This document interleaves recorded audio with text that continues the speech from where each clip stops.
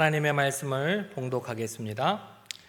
이때로부터 예수 그리스도께서 자기가 예루살렘에 올라가 장로들과 대제사장과 서기관들에게 많은 고난을 받고 죽임을 당하고 제3일에 살아나야 할 것을 제자들에게 비로소 나타내시니, 베드로가 예수를 붙들고 항변하여 이르되 주여 그리하지 마옵소서.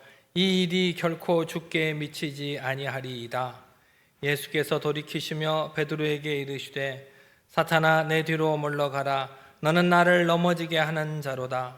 내가 하나님의 일을 생각하지 아니하고 도리어 사람의 일을 생각하는도다 하시고, 이에 예수께서 제자들에게 이르시되 누구든지 나를 따라오려거든 자기를 부인하고 자기 십자가를 지고 나를 따를 것이니라.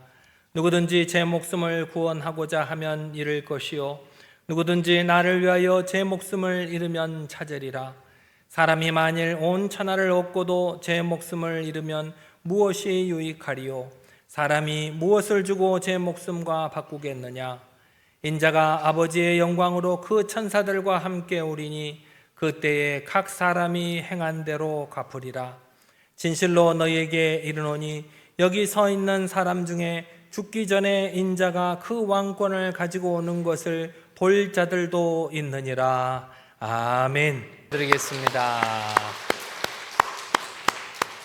주님께서 여러분에게 복의 복을 더하실 줄 믿습니다. 한 주간 평안하셨습니까? 좀 불편하셨어야 되는데, 제가 지난주에는 거룩한 불편함을 선택합시다 그렇게 말씀을 드렸습니다. 그래서 그런 의미로 보자면 지난 한 주 조금 불편했어야 되지 않느냐라고 여러분께 여쭈고 있습니다. 지난 한 주간 보니까 말씀대로 행하는 것이 정말 힘들더라 그렇게 말씀하신 분도 들었고, 저도 이렇게 친교실의 쓰레기통을 보니까 더 이상 제가 손댈 필요가 없을 정도로 분리수거들을 잘 하고 계시는구나. 아유, 참 그렇게 말씀들을 잘 들으시는구나. 그렇게 감동을 좀 받았습니다. 여러분은 오늘 이 자리에 어떤 기도 제목을 가지고 나오셨습니까? 각자의 기도 제목이 다 있으실 거죠. 갑작스럽게 찾아온 질병 때문에, 때로는 어떤 분들은 사업의 실패 때문에, 또 어떤 분들은 경제적인 불안함 때문에, 아무리 애를 써도 내가 내 마음대로 되지 않는 우리 자녀에 대한 앞날 때문에 애타는 마음을 안고 이 자리에 나오신 여러분들이 계실 것입니다. 우리가 이렇게 우리의 질병이 낫기를 기도하고 경제적인 위기가 극복되기를, 때로는 꼬여버린 인간관계가 풀리기를 기도하는 것은 너무나도 자연스러운 일입니다. 그것은 살아계신 하나님을 만날 수 있는 아주 귀하고 아름다운 동기가 됩니다. 우리가 힘들고 어려울 때 하나님께 간절히 기도함으로 응답을 받았을 때 하나님께서 내 이 작은 기도를 들어주시고 계시는구나 라고 하는 그런 귀한 만남의 계기가 될 수 있다는 겁니다. 하나님께서는 우리의 연약함을 체휼하시는 분이라고 말씀하셨습니다. 하나님께서 우리의 연약함을 모르시지 않는다는 겁니다. 당신께서도 우리의 연약함을 다 경험해 보셨다는 겁니다. 그래서 우리의 작은 신음에도 귀를 기울이시고, 때로는 그 신음에 응답하셔서 기적적인 치유와 회복의 은혜를 우리에게 베풀어 주시기도 합니다. 하지만 여러분, 오늘 저는 여러분께 조심스러운 질문을 하나 하고자 합니다. 우리가 만약 신앙생활을 한 10년 정도 했다, 또 여기 계신 분들 중에서는 20년, 30년, 아니 수십 년간 신앙생활을 하셨을 분도 계시는데, 여러분의 기도 제목을 한번 가만히 살펴보세요. 우리의 기도 제목이 여전히 내 무병장수와 내 삶의 평안함과 내 자녀의 세상의 성공만에 갇혀 있지는 않는지, 내가 신앙생활한 지 오래 십수년이 되었는데도 그 십수년 동안 내 기도 제목이 변하지 않고 있지는 않는지, 그래서 내가 무병장수하고 통장의 잔고가 늘어나고 내가 하는 일마다 막힘없이 술술술술 풀리는 것은 믿음이 좋아서일까요? 여러분이 이렇게 간절히 기도한 것이 응답이 딱 되어서 그런 건가요? 반대로 물어볼게요. 반대로 여러분께 여쭤보지만, 내가 병에 들었어요. 원치 않는 병에 걸렸어요. 경제적인 어려움, 위기에 직면해 있어요. 왠지 내가 하는 일마다 잘 안 풀리는 것 같아요. 그러면 그거는 믿음이 없다는 증거인가요? 그렇지 않다는 거죠. 평생을 성실하게 살아오면서 가정을 꾸려오신 한 집사님이 계셨습니다. 나이 50이 넘어서 은퇴를 하시고 자신이 평생 모은 자금과 함께 퇴직금을 털어서 작은 식당 하나를 개업을 하셨답니다. 개업 신방 때 우리가 같이 예배드리면서 이렇게 기도했습니다. 하나님, 이 사업장이 번창하게 하시고 물질의 축복을 부어 주시옵소서. 집사님께서는 그렇게 개업 예배를 드리고 식당을 운영하시면서도 매일 새벽 제자에 나와서 100일의 작정 기도를 드리셨습니다. 하나님께서 우리 사업을 평탄하게 해주시기를 위해서. 그리고 또 매달 첫 열매를 꼬박꼬박 하나님께 헌금으로 드렸어요. 그런데 안타깝게도 이 주변의 상권이 죽고 경제가 어려워지면서 그 식당이 2년이 채 안 돼서 문을 닫게 됐습니다. 그러니까 그 집사님 마음이 얼마나 아프셨을 거예요. 절망에 빠지셨습니다. 하나님, 제가 그렇게 열심히 기도하고 헌금도 했는데 어떻게 저한테 이러실 수 있습니까? 살아계시다면 왜 이렇게 저에게 불공평하실 수 있습니까? 그렇게 하나님을 향해서 분노를 쏟아 놓더라는 겁니다. 그리고 안타깝게도 그 집사님은 교회를 떠나고 말았습니다. 여러분이 이 집사님의 아픔이 남의 이야기처럼 들리십니까? 혹시 여러분 마음 깊은 곳에도 내가 이만큼 주님을 섬겼으니까 주님께서도 내게 이 정도의 보상은 해 주셔야 되지 않느냐라고 하는 생각이 우리 마음 깊은 곳에 숨겨져 있지는 않는지 여러분의 마음을 살펴보시기를 바랍니다. 우리가 믿는 하나님이 어떤 하나님인가요? 내가 기도하면 내가 무엇을 위해서 기도하더라도 나를 위해서 응답해 주시는 하나님, 자판기와 같은 하나님을 우리가 원하고 있지는 않으십니까? 만약 그렇다면 내가 아무리 기도해도 내 뜻대로 응답하지 않는 그 불편하고 불공평해 보이는 그 하나님을 만났을 때 여러분은 어떤 마음이 드십니까? 내가 하나님을 계속 믿어야 되나? 내가 믿는 하나님이 정말 살아계신 하나님인가? 그런 생각이 들지는 않으십니까? 오늘 여러분이 읽으신 본문이 일어난 장소가 가이사라 빌립보라는 도시입니다. 13절에 보면 예수께서 빌립보 가이사라 지방에 이르러라고 말씀하고 계십니다. 그곳이 어떤 곳인지 제가 한번 설명을 드릴 테니까 여러분 머릿속으로 한번 상상을 해보시기 바랍니다. 가이사라 빌립보는 갈릴리 북쪽에 위치한 아주 큰 도시입니다. 당시 로마 황제였던 카이사르를 신으로 숭배하기 위해서 세워진 아주 화려하고 계획적인 도시가 이 가이사라 빌립보였습니다. 빌립보인데 앞에 가이사랴라고 하는 게 황제의 이름인 거예요. 왕의 이름이 붙여진 도시인 거예요. 아무 도시나 왕의 이름을 붙여주지 않습니다. 왕의 이름을 붙이기 위해서는 아주 도시가 커야 되고 화려해야 되고 웅장해야 되고 여러 가지 조건들이 다 있습니다. 당시 그 지방을 다스리던 헤롯 빌립이 이 로마 황제에게 충성을 맹세하기 위해서 이 거대한 도시를 계획해서 세우고 황제에게 바쳤다는 거예요. 그래서 그곳 이름이 황제의 이름인 가이사랴, 그 다음에 뒤에 빌립보라고 불리게 되었다는 겁니다. 그 거대한 도시 중심부에 거대한 바위 절벽 위에 하얀 대리석으로 번쩍이는 아우구스투스 황제의 신전이 우뚝 솟아 있습니다. 당시에 로마의 황제는 신으로 떠받쳐지던 시대였습니다. 그래서 로마 황제라는 신을, 카이사라를 섬길 수 있는 그 신전이 도시 가장 높은 곳에 우뚝 솟아 있었다는 겁니다. 그곳은 돈과 권력과 부귀영화, 성공과 쾌락, 인간의 모든 갈망이 다 취합된 곳이었습니다. 자본주의와 권력의 상징이 바로 그 도시였다는 겁니다. 바로 그 웅장하고 거대한 황제의 신전 아래에 오늘 예수님께서 초라한 행색으로 나타나셨습니다. 나사렛 예수 그리스도와 흙먼지를 잔뜩 뒤집어 쓴 12명의 제자들이 그 웅장한 신전 아래에 서 있습니다. 예수님께서는 세상적인 눈으로 볼 때 어떤 분이실까요? 여러분이 볼 때는 참 구세주시고 능력이 많으신 분이고 사랑이 많으신 분이지만 세상의 눈으로 보면 예수님은 권력도 없죠, 돈도 없죠, 번듯한 지위도 없는 그런 분이었습니다.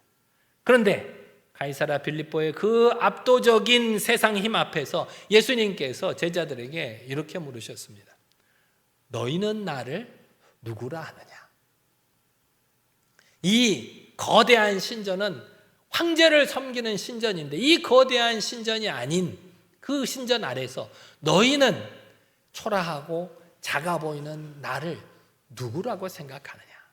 이때 베드로가 기독교 역사상 가장 위대한 고백을 합니다. 주는 그리스도시요 살아계신 하나님의 아들이시니이다. 이 엄청나고 거대한 이 신전의 주인인 황제가 나의 주인이 아니라 이 돈과 권력자가 내 구원자가 아니라 지금 내 앞에 서 계신 이 초라한 목수 예수님이 바로 살아계신 하나님의 아들이요 나의 구원자라고 선포한 것입니다. 예수님께서 그 고백을 얼마나 귀하게 여기셨는지 몰라요. 베드로를 칭찬을 하셨습니다. 그리고 너는 교회의 반석이 될 것이다 라고 축복해 주셨습니다. 그런데 문제는 바로 그 다음이죠. 21절 말씀 같이 한번 읽어보실까요? 본문 21절입니다. 시작. 이때로부터 예수 그리스도께서 자기가 예루살렘에 올라가 장로들과 대제사장들과 서기관들에게 많은 고난을 받고 죽임을 당하고 제3일에 살아나야 할 것을 제자들에게 비로소 나타내시니 예수님께서 베드로의 완벽한 신앙 고백을 들으신 후에 그때 비로소 당신이 예루살렘에 올라가서 고난을 받고 십자가에 못 박혀 죽을 것이다. 그리고 제3일 만에 다시 살아날 것을 가르치기 시작하셨다는 겁니다. 이 이전에는 예수님께서 십자가에 달려서 죽어야 된다는 사실을 한 번도 말한 적이 없습니다. 예수님의 영광스러운 구원의 사역이 바로 이 십자가의 고난을 통해서만 완성될 수 있기 때문에 예수님께서는 이제 그 사실을 제자들에게 가르쳐 주신 것입니다. 그런데 그 말을 듣고 베드로의 반응이 어땠습니까? 본문 22절 말씀 같이 한번 또 읽어보겠습니다. 시작. 베드로가 예수를 붙들고 항변하여 이르되 주여 그리 마옵소서 이 일이 결코 주께 미치지 아니하리이다. 여기서 예수를 붙들고 항변하여 이르되라고 점잖게 표현되어 있지만 붙들고 항변했다라고 하는 표현을 원어적으로 보면 예수님의 옷자락을 거칠게 낚아채면서 이렇게 말했다는 겁니다. 절대 안 됩니다. 예수님 정신 차리십시오 라고 꾸짖었다는. 요즘은 선생님 알기를 정말 하찮게 여기는 시대이기도 합니다만 당시만 해도 스승과 제자 사이는 엄청난 사이였어요. 스승의 그림자도 밟지 않는다. 스승이 하는 것은 숨 쉬는 것도 스승이 하는 것을 하래야지. 그렇게 스승을 존경하던 시대였어요. 그런데 그런 스승을 붙들고 옷을 낚아채면서 꾸짖었다는 것이 상상이 되십니까? 그것도 예수님의 수제자였던 베드로가 입으로는 하나님의 아들이라고 고백했지만 베드로의 마음 깊숙한 곳에는 이 가이사랴 빌립보가 상징하는 영광과 축복의 욕심이 그의 마음 밑바닥에 숨어 있었던 것입니다. 베드로는 예수님께서 로마 황제를 쫓아내고 새로운 메시아가 되어서 자신에게 권력을 한 자리씩 내려주고 떵떵거리며 살아갈 것을 기대했던 것입니다. 베드로는 십자가 없는 영광, 고난 없는 축복, 죽음 없는 부활을 원했던 것입니다. 입술로는 하나님을 찬양하고 예수님을 내 구세주라고 고백하지만 마음속으로는 여전히 베드로처럼 세속적인 기대만 하고 있는 그것이 바로 우리 신앙생활의 가장 무서운 모순입니다. 그것을 우리는 기복신앙이라고 부릅니다. 기복신앙이 뭔가요? 기복이라고 하는 것은 한자인데 빌기와 복, 다시 말해서 복을 빈다는 의미입니다. 기복신앙이라고 하는 것은 복을 기원함을 목적으로 하는 신앙, 다시 말해서 신앙의 대상인 하나님과 그분의 뜻을 추구하기보다는 자신의 형통과 내 소원 성취, 무병장수와 내 자손의 번영 등을 최고의 목적으로 삼는 현실적인 신앙을 기복신앙이라고 합니다. 예수님을 믿어서 내가 높임을 받고 내 건강이 지켜지고 내 자녀가 세상의 높은 자리에 올라가기만을 바라는 이런 기복신앙을 가진 성도는 주님께서 십자가의 길을 가시겠다고 하면 주님, 그건 안 됩니다. 나한테서 이 건강을, 나한테서 돈을, 이 성공을 빼앗아가는 십자가라면 주님께서 가시면 안 됩니다. 나도 그런 십자가는 질 수 없습니다 라고 항변합니다. 이렇게 항변하는 우리의 모습이 베드로의 얼굴과 고스란히 겹쳐 보이지 않으십니까? 이렇게 십자가의 길을 가로막는 베드로를 향해서 예수님께서 다시 한번 충격적인 선언을 하고 계십니다. 본문 23절 말씀 또 같이 읽어보겠습니다. 시작. 예수께서 돌이키시며 베드로에게 이르시되 사탄아 내 뒤로 물러가라. 너는 나를 넘어지게 하는 자로다.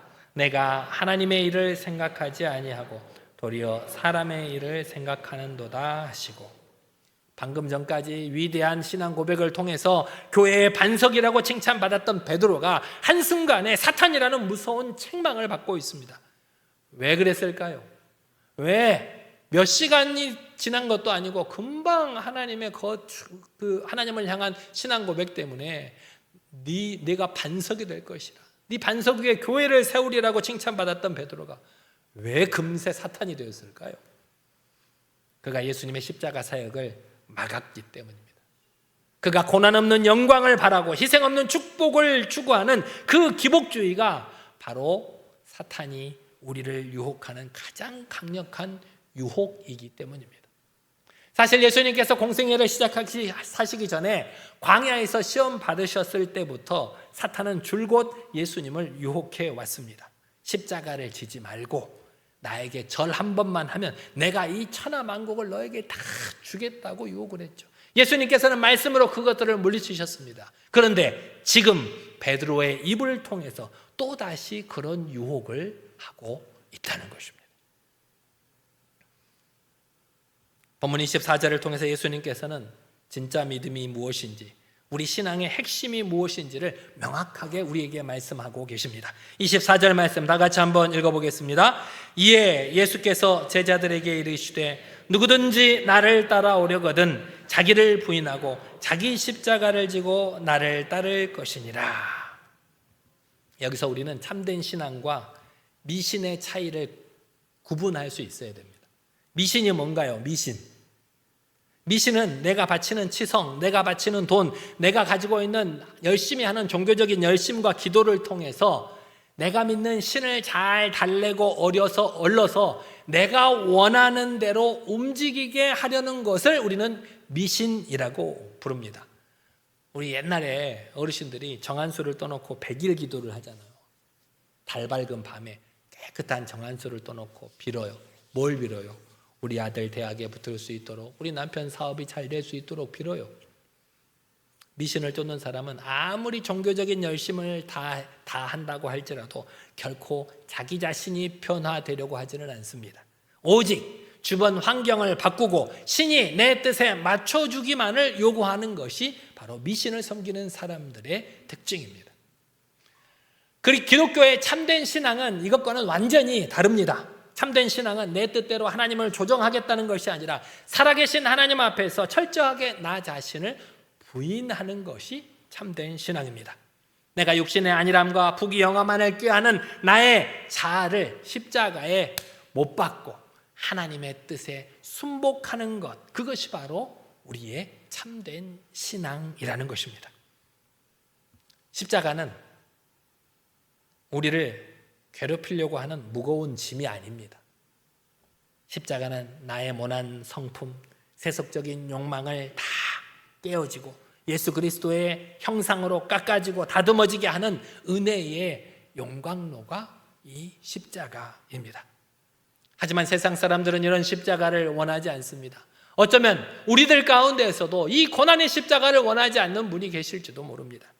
우리는 그저 세상 사람들과 똑같이 돈과 부동산, 세상의 지위가 우리를 구원해 줄 것이라고 믿고 가이사랴 빌립보의 웅장한 성전을 향해 달려가는 사람들이 너무나도 많습니다. 주님께서는 우리를 고통스럽고 초라해 보이는 골고다 언덕의 그 십자가가 우리를 살리는 유일한 길이라고 말씀하고 계십니다.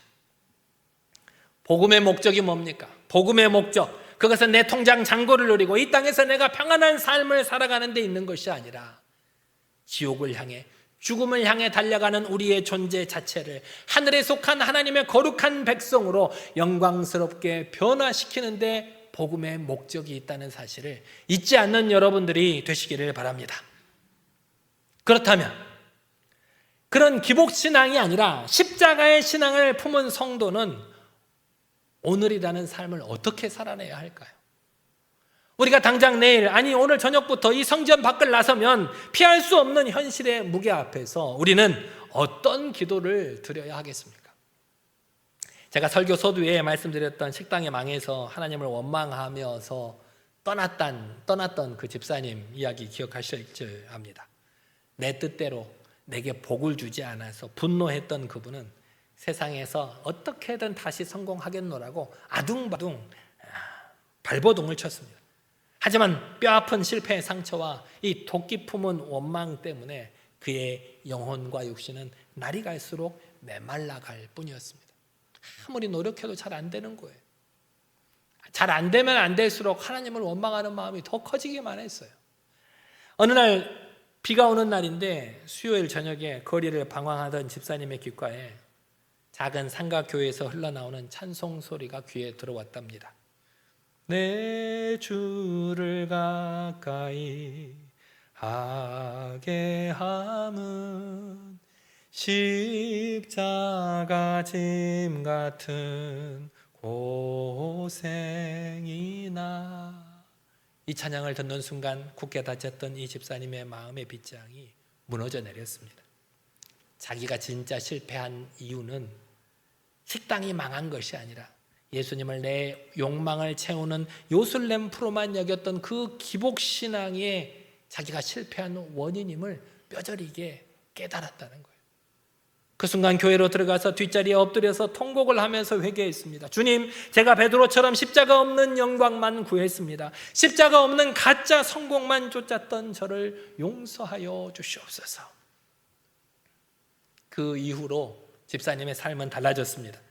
다시 대박을 터뜨려서 내 자존심을 세우겠다는 조급함은 버리고 도시 외곽의 작은 골목에 소박한 밥집 하나를 다시 열었습니다.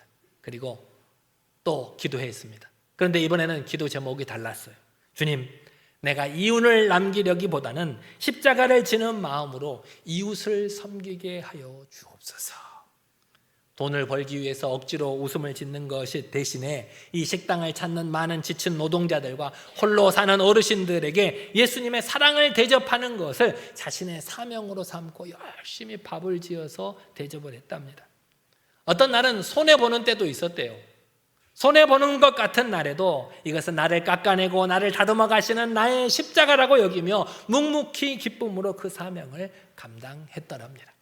그런데 여러분, 놀라운 일이 벌어졌습니다. 집사님이 이렇게 십자가를 지는 마음으로 진실하게 이웃을 섬기자 그 따뜻한 밥집의 감동이 사람들의 입을 통해서 전달되어지기 시작한 거예요. 그 밥 참 맛있더라. 그 집 참 따뜻하더라. 입소문을 타고 이전에 사람들이 몰려오기 시작했습니다. 이전에 화려했던 식당보다 훨씬 더 견고하게 자리를 잡을 수 있었고 경제적으로도 상상 이상의 회복과 안정을 누릴 수 있게 되었답니다. 그러나 집사님은 예전처럼 자기 통장의 잔고를 보면서 자기 통장의 숫자를 보면서 자신의 믿음을 증명하려고 하지 않았습니다. 그가 생각하는 더 큰 성공은 이제 돈을 많이 버는 것에 있지 않았기 때문입니다. 자신의 작은 식당이 복음이 흘러들어가는 통로가 되도록, 그곳에서 밥을 먹는 상처 입은 영혼들이 위로를 얻을 수 있도록, 무엇보다도 자기 내면이 예수 그리스도의 인격으로 점점 다듬어지고 있다는 사실, 그것이 자신이 누리고 있는 가장 큰 성공이자 축복으로 여겼다는 것입니다. 사랑하는 여러분, 이것이 바로 자기를 부인하고 자기 십자가를 지는 영광스러운 성도의 모습입니다. 우리를 삶을 찾아오는 여러 가지 가정 불화나 재정적인 한계, 노년의 고독, 치유되지 않는 질병과 같은 현실의 십자가를 주님 이것들을 빨리 내 앞에서 치워달라고 떼쓰는 그런 미신적인 신앙을 이제는 내려놓으시기를 바랍니다. 십자가는 우리 앞에서 치워야 할 장애물이 아니라 내가 짊어지고 가야 할 영광의 도구입니다. 그 십자가를 묵묵히 짊어지고 눈물로 인내할 때 우리의 굳어진 마음이 부서지고 우리의 상처가 아물고 마침내 부활의 영광에 참여하는 예수 그리스도의 참된 제자로 서게 될 줄 믿습니다. 사랑하는 성도 여러분, 거대하고 화려한 가이사 빌립보의 황제를 따르시겠습니까? 아니면 작고 초라한 골고다 언덕의 예수님을 따르시겠습니까? 더 이상 내 공로, 내 의를 앞세우며 주님의 옷자락을 붙들고 내게 복을 달라고, 내게 복을 주셔야만 한다고 떼쓰는 이 기복주의 신앙에 머물지 마시기를 바랍니다. 나를 위해 기꺼이 십자가에서 그 생명을 내어주신 그 주님의 크신 사랑을 기억하고 그 주님을 신뢰함으로 오늘 내게 주어진 이 삶의 십자가를 기쁨으로 짊어지고 인내함으로 묵묵히 주님의 말씀을 따르는 참된 제자들이 다 되시기를 간절히 기도합니다. 같이 기도하겠습니다. 하나님, 그동안 나의 욕망을 위해 미신적인 기복신앙에 머물러 있었음을 회개하오니 용서하여 주옵소서. 하나님, 세상의 헛된 영광만 구하며 나를 부인하지 못했음을 회개합니다. 이제는 내게 허락하신 이 삶의 십자가를 묵묵히 짊어짐으로 나의 성품이 다듬어지고 예수 그리스도의 향기가 드러나는 삶을 살아갈 수 있도록 인도해달라고 이 시간 다 같이 한 목소리로 기도하겠습니다. 능력의 하나님 아버지, 어리석고 부족한 우리들에게 하나님의 거룩하신 말씀을 깨우쳐 주심에 감사를 드립니다. 내가 열심히 신앙생활한다고 아버지 생각했지만 나 자신을 부인하지 못했던 나의 모습을 용서하여 주옵소서. 아버지, 하나님 여러 가지 문제 앞에서, 현실적인 십자가 앞에서 그것들을 아버지 빨리 없애달라고, 나를 구원해달라고, 나에게 중요한, 나에게 소중한 것들을 찾아달라고 떼썼던 나의 아버지 신한 나를 회개하오니 용서하여 주옵소서. 십자가는 아버지 내가 짊어지고 가야 할 영광의 도구임을 깨닫게 하시고 그 십자가를 묵묵히 짊어지고 눈물로 인내할 때 내 마음이 아버지 하나님의 성령에 밭이 되고 아버지 싹이 나며 우리의 상처가 아물어지는 귀한 은혜를 아버지 하나님 우리에게 허락하여 주옵소서. 그동안 나의 욕망을 위한 미신적인 기복신앙에 머물러 있었던 나의 지난 날을 회개하오니 용서하여 주옵소서. 하나님, 세상의 헛된 영광만 구하며 나 자신을 부인하지 못했던 나를 용서하여 주옵소서. 이제는 내게 허락하신 이 삶의 십자가를 묵묵히 짊어지게 하시고 나의 성품을 다듬어 주시고 언제 어디서든지 예수 그리스도의 선한 향기가 드러내는 거룩한 삶을 살아낼 수 있도록 우리를 인도하여 주시옵소서. 주님께서 함께하여 주실 줄 믿사옵나이다. 사랑과 은혜가 풍성하신 하나님, 오늘 말씀을 통해 우리의 신앙이 나의 욕망을 채우려는 미신적 기복신앙에 머물러 있었음을 회개합니다. 주님, 이제는 세상의 헛된 영광을 구하던 나를 부인하고 내게 허락하신 삶의 십자가를 믿음으로 묵묵히 짊어지게 하옵소서. 이번 한 주간 우리의 가정과 일터에서 십자가를 짐으로 나의 성품이 다듬어지고 오직 예수 그리스도의 향기만 드러나는 거룩한 삶을 살아낼 수 있도록 성령님께서 친히 인도하여 주옵소서. 예수님 이름으로 기도드리옵나이다. 아멘.